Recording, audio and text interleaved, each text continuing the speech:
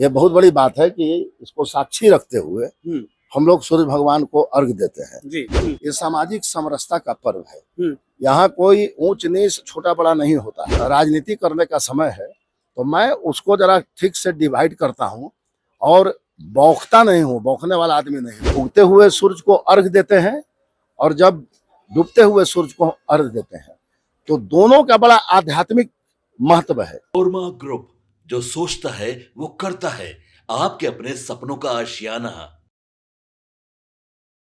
Bharat live. देखिए, बिहार में विधानसभा का चुनाव है, लेकिन आपको बता दें कि चुनाव से पहले जितनी भी पार्टियां वो खुद को मजबूत करने में लग जाती है। लेकिन एक और बड़ी बात बता दें कि बिहार की धड़कन कहे जाने वाली पर्व छठ पूजा है। नहाय खाए आज हमारे साथ एक्स MLC रणवीर नंदन सर है। बहुत स्वागत है सर आपका। धन्यवाद सर, इस तरीके से आयोजन किया गया है, नहाय खाए के दिन सभी लोग पहुंच रहे हैं, आपके यहाँ पहुंचे हुए हैं, सभी का नहीं, ये तो हमारे यहाँ की एक परंपरा है जी। आज नहीं, हमारी माता जी, हमारी दादी जी तो एक लंबे अरसे से छठ जो है हमारे यहाँ होते आ रहा है और हमारी पत्नी भी करती थी। अब हमारे जो छोटे भाई हैं रणधीर, उनकी पत्नी यहाँ करती हैं जी। और सब कुछ यहाँ देख रहे हैं, एस्टेब्लिशमेंट है यहाँ बगल में। दिखा दीजिए जरा जी। बगल में आप देख सकते हैं सर दिखा रहे हैं कि क्या कुछ व्यवस्था जो है वो किया गया है। हमारे साथ रणवीर नंदन सर हैं, लगातार लोग आ रहे हैं, उनका स्वागत कर रहे हैं सर। और सर हमारे साथ यहाँ मौजूद है, देखिए दिखा रहे हैं किस तरीके से तालाब है जी। और आप देखे होंगे बहुत से सिख परिवार के लोग आज से नहीं जी। ये मोहल्ला जो गर्दनी बाग मोहल्ला था, गर्दनी बाग मोहल्ला के बगल में पंजाबी कॉलोनी थी जी। तो बहुत से सिख परिवार जो हैं हमारे यहाँ सूप भी लगाते हैं जी और अर्घ देने आते हैं। और सभी इवेंट में चाहे नहाय खाए हो, खरना का प्रसाद हो, पारन का प्रसाद हो, ये सब यहाँ ग्रहण करने आते हैं। बहुत बड़े पैमाने पर आज से नहीं, लगभग हमें लगता है कि 50-60 वर्ष का इतिहास होगा। उतने दिनों से हमारे यहाँ छठ मनाया जाता है, पूरे धूमधाम से मनाया जाता है जी। और आप देख रहे होंगे बड़ा सुंदर सुंदर सुंदर दृश्य है। अब गाय, हमारी गाय माता है जी, तो आप यही मान के चलिए कि गाय को इसको साक्षी रखते हुए जी और हम लोग यहाँ अर्घ देते हैं जी। ये बहुत बड़ी बात है कि इसको साक्षी रखते हुए हम लोग सूर्य भगवान को अर्घ देते हैं जी। तो एक तरह से इस स्थान की बहुत महत्ता है जी। और छठ पर्व जो है ये सामाजिक समरसता का पर्व है। यहाँ कोई ऊंच नीच छोटा बड़ा नहीं होता है जी।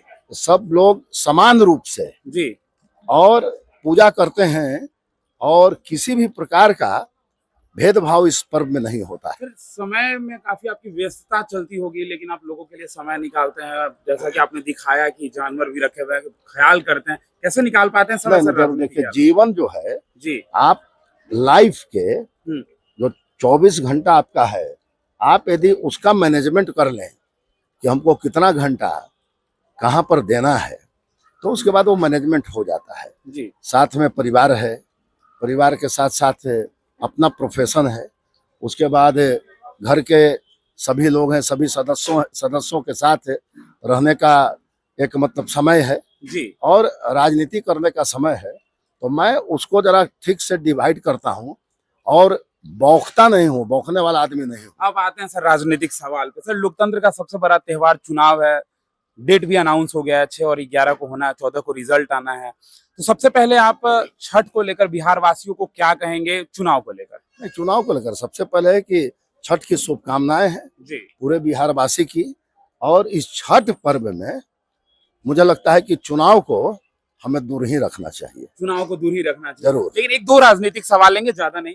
तो तेजस्वी यादव हैं, नेता प्रतिपक्ष हैं, लगातार कह रहे हैं कि हर घर सरकारी नौकरी देंगे, क्या लगता है सर? मैंने आपको कह दिया ना जी। ये छठ पर्व है, बड़ा महान पर्व है।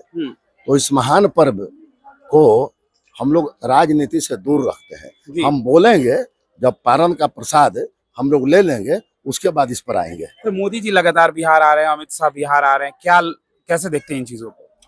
मैंने तो कह दिया कि कोई भी राजनैतिक प्रश्न पहले हमारे सूर्य भगवान हैं जी। और सूर्य भगवान का अनुग्रह प्राप्त करने में किसी का सवाल नहीं उत्पन्न होता है। चलिए सर, पहले उनका पूरा आशीर्वाद लें और जब पारन हम लोग समाप्त करेंगे, उसके बाद फिर अपना नजरिया प्रस्तुत करेंगे। चलिए सर, छठ पूजा को लेकर ही एक आखिरी सवाल पूछ लेते हैं सर। बिहारियों की धड़कन कहा जाता है इस पर्व को, लगातार लोग पहुंचते हैं यहाँ पे, कैसे देखते हैं सर?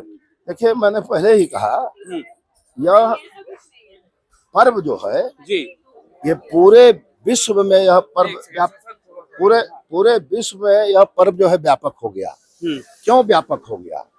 हम प्रत्यक्ष देवता की पूजा करते हैं जी। सूर्य हमारे प्रत्यक्ष हैं और प्रत्यक्ष देवता की पूजा करते हैं, और अनेकों चमत्कार से जो पर्व कर हमारे लोग हैं वो लाभान्वित होते हैं। हर लोगों की मन्नतें पूरी होती है। जिस घर में छठ होता है वह घर जो है वहाँ प्रॉस्पेरिटी रहती है। सूर्य जो है विष्णु के रूप है और विष्णु नारायण है जी, और माता लक्ष्मी के पति हैं। तो आप समझिए कि उस माध्यम से माता लक्ष्मी के पति लक्ष्मीपति की पूजा हम करते हैं। तो जहाँ लक्ष्मीपति की पूजा हम करेंगे वहाँ प्रॉस्पेरिटी रहेगी। बिहार एक ऐसा प्रदेश है जहाँ उगते सूरज का तो पूजा होता ही है, लेकिन डूबते सूरज का भी जरूर, दोनों का महत्व है जी। उगते हुए सूरज को अर्घ देते हैं और जब डूबते हुए सूरज को अर्घ देते हैं, तो दोनों का बड़ा आध्यात्मिक महत्व है जी।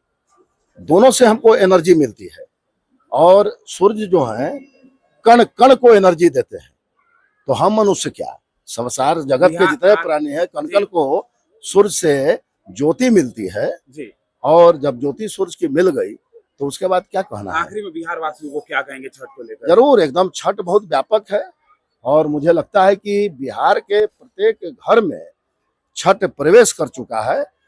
खूब आराधना करें, खूब मनन चिंतन करें, और जो सामाजिक समरसता का भाव जी, समाज के अंतिम पायदान के व्यक्तियों को उठाने का भाव जी, ये दोनों भाव आना चाहिए, जिससे मानव जाति मानव एक समान, यह कम से कम जो सिद्धांत है वह प्रतिपादित हो। बहुत धन्यवाद सर समय के लिए आपका।